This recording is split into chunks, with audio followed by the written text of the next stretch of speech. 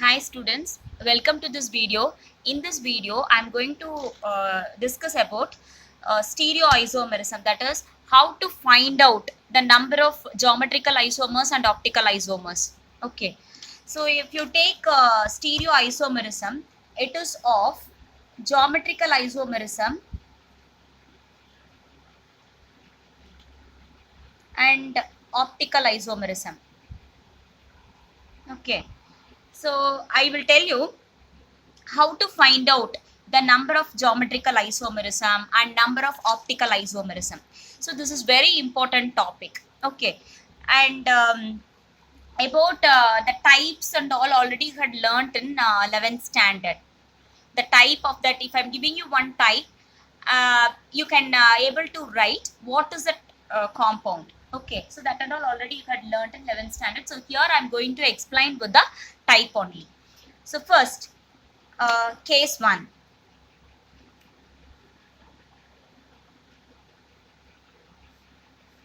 So if you take this, if you are taking tetrahedral complex, okay, so you know what is that tetrahedral structure.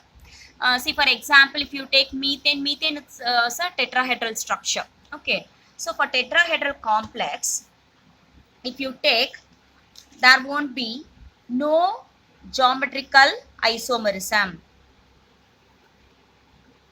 There won't be no geometrical isomerism. Okay, so what is the reason for this?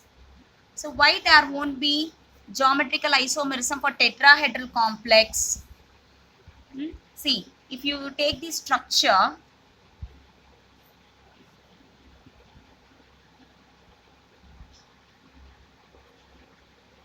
if you take the structure of this tetrahedral complex, in this type, the angle is 109 and 28 minutes. Okay, so this is what the angle.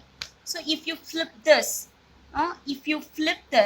so all the angles, so here also, all the angles will be same. So there is no geometrical isomerism. Okay, everything it will be same. So definitely there won't be geometrical isomerism for tetrahedral complex. Okay, so this is one case. So I will give you the general introduction, general concepts about that.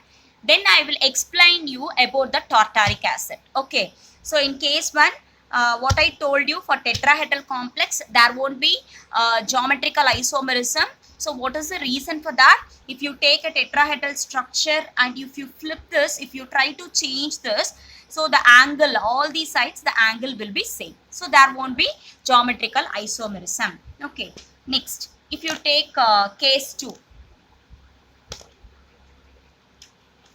So case 2, we will see for square planar complex. Okay, so the square planar complex, everything you had learnt in 11th standard. So you can go through the tabular column. So for square planar complex, see first we'll write the type. So for square planar complex, if the type is MA4 type. Okay, so MA4, how can you draw this? M 1, 2, 3, 4. So this is MA4 type. So this is a square planar complex. Okay, so in this, if you see, if you flip this, okay, if you rotate this, if you flip this, what happens?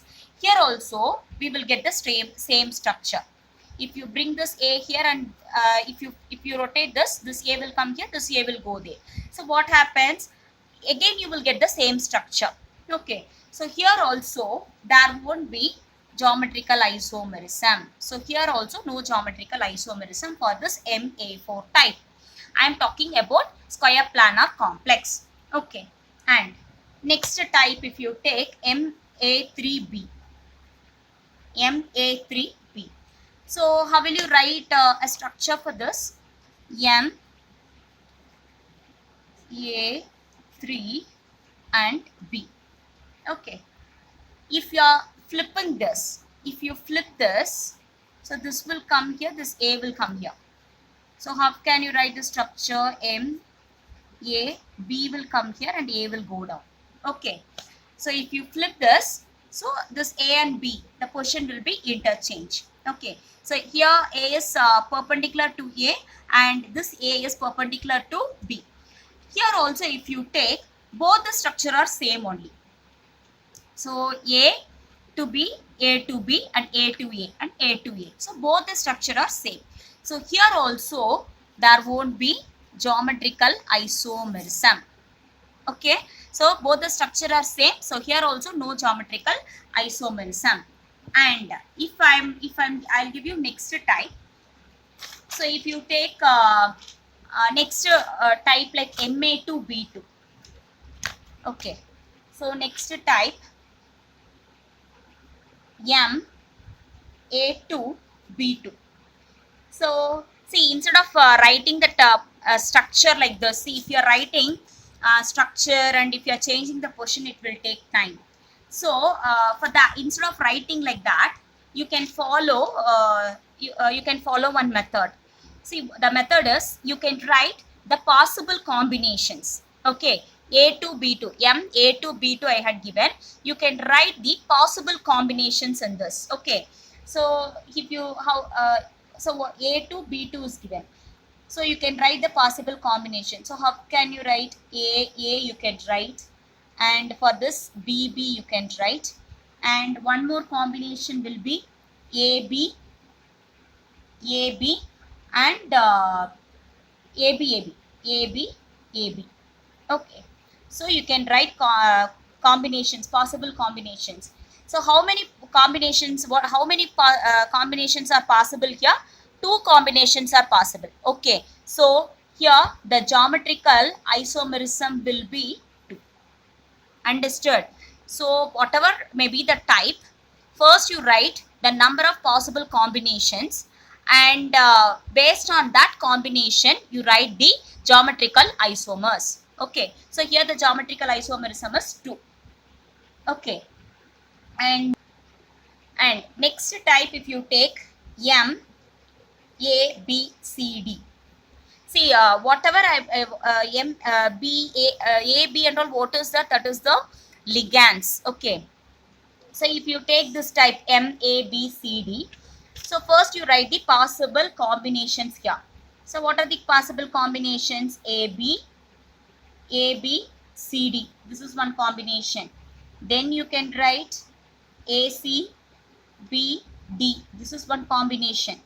Then you can write B C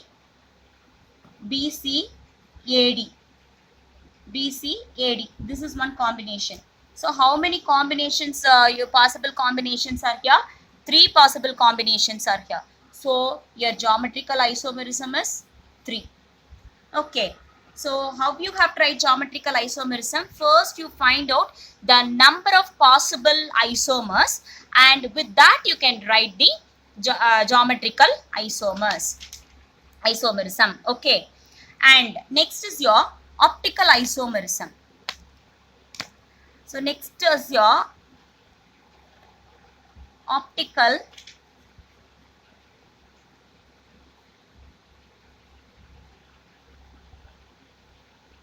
isomerism. So if you take this optical isomerism, a plain polarized light, okay, this plain polarized light, you are passing it to Nicol prism or any solution. Okay, so there won't be, if there is no change in light, see the same thing you are getting. So no change in light, no rotation you are seeing in this light. So no change in light. Okay, then this compound, this solution or this compound is optically, inactive. Okay, this compound is optically inactive. If suppose if there is change in light, okay, if light changes, like one is left side and another one is right side. So if the light, if it rotates in that right side means, then that is dextrorotatory. If it rotates in left side means, then that is levorotatory. And one more thing, if there is a rotation, if the light changes, then the substance is optically active. Okay, so for that optically active substance, two isomers are possible. That is D isomer and L isomer, that is dextrorotatory and levorotatory. Right side rotation means it is dextrorotatory, left side rotation means it is levorotatory.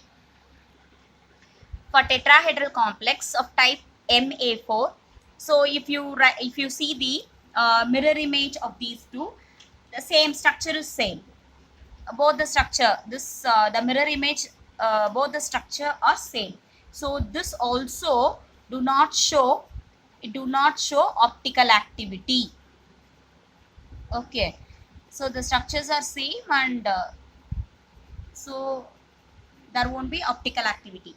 And if you take this type MABCD type and see MABCD type, so if you see mirror image of this, that is if you are taking this and if you are keeping above this, so this will be non-superimposable. Okay, you will be getting non-superimposable image.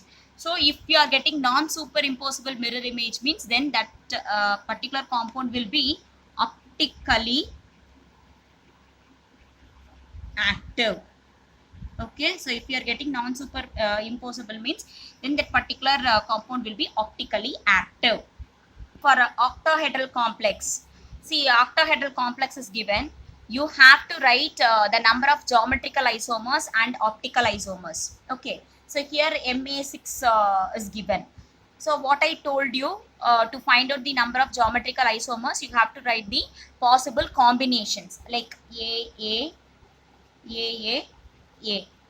only these you can write. Okay, so only one combination is possible.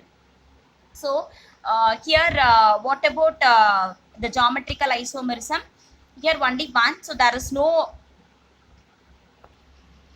so only one combination is possible here. Okay, and if you want to find out the optical isomers, see, you can take down this definition. If any pair has same ligands like AA, or any two pairs are same like AB, then they are optically inactive.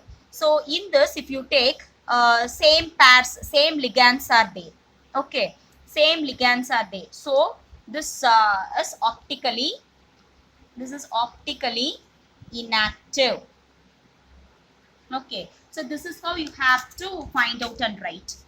And next, you can try for this this type, Ma5B type. Okay, next, so if you take this tartaric acid, see, this is very important question.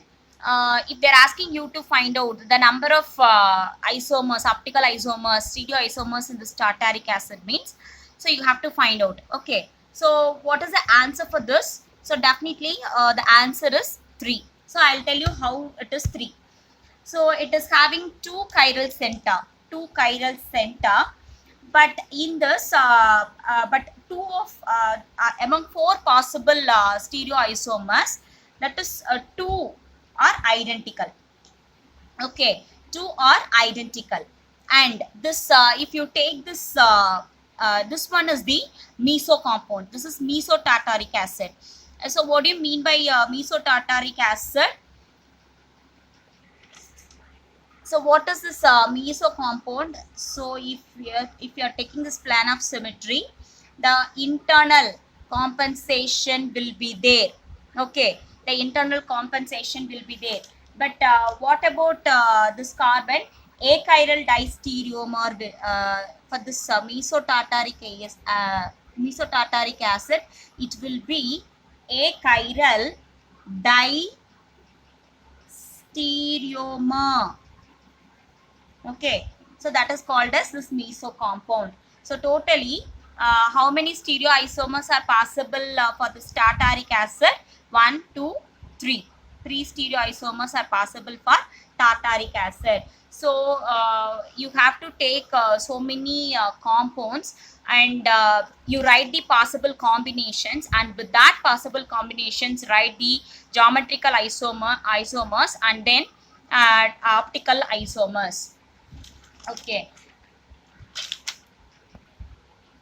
See, if you take this MA3BCD type, so first what I told you, you have to write the possible combinations. So the possible combinations are AA, AB, CD, then AA, AC, BD, and AB, AC, AD, and AA, AD, and BC. Okay, so these are the possible combination which you can write. And if you take this one, now we will write the number of possible optical isomers. Okay, and how many combinations you wrote? You wrote 4 combinations. So how many geometrical isomerism will be there? 4 geometrical isomerism will be there. And now we will write the number of possible optical isomers. So here first, if you take what about this one? What I told you for to find out the optical isomerism, if any pair has same ligands like AA. So this is having same ligand. This is same ligand. So definitely this is optically inactive. And if you take this is also same. If this pair also having same ligand, so optically inactive. And if you take these two, if any 2 pairs are same, but here 2 pairs are not same, different pairs are there, so this is optically active. So this is optically active. Have you understood what I am saying? See, if you are getting a compound of this type, first you will be writing possible combinations. Okay, and you find out so 4 possible combinations are there, so you are writing the geometrical isomers as 4. And how will you find out whether that particular whether particular compound is optically active or inactive? And how will you write that number of optical isomers? Okay, for that, see, if you take this ligand, this pair is same, so it is optically inactive. This pair is also same, it is optically inactive. So these 2 pairs, if you take the pairs, any 2 pairs, so these 2 pairs are different, so it is optically active. And if you take this one, same, so it is optically inactive. Okay, and if you take this optically active, so 2 possible rotations isomers will be there. Okay, what is that? D form and L form. Okay, if it is optically active means the 2 rotation also you have to mention, D form and L form. Okay, so when you are writing this optically active, you have to take these 2 forms. So how many optically active you can write? This is 1 and this is 2. So totally 2 optically active. And optically inactive, so next you have to write optically inactive. So how many optically inactive? 1, 2, 3. 3. So total stereoisomers for this is, total stereoisomers for this compound is 5. 2 plus 3, 5. So this is how you have to write for the particular type. So if it is optically active means you have to mention 2 form also, D form and L form. So that 2 you have to take it for optically active 2. And optically inactive means it is 3. So total stereoisomers it is 5. So this is how you have to write. So take a compound and you have to practice like this.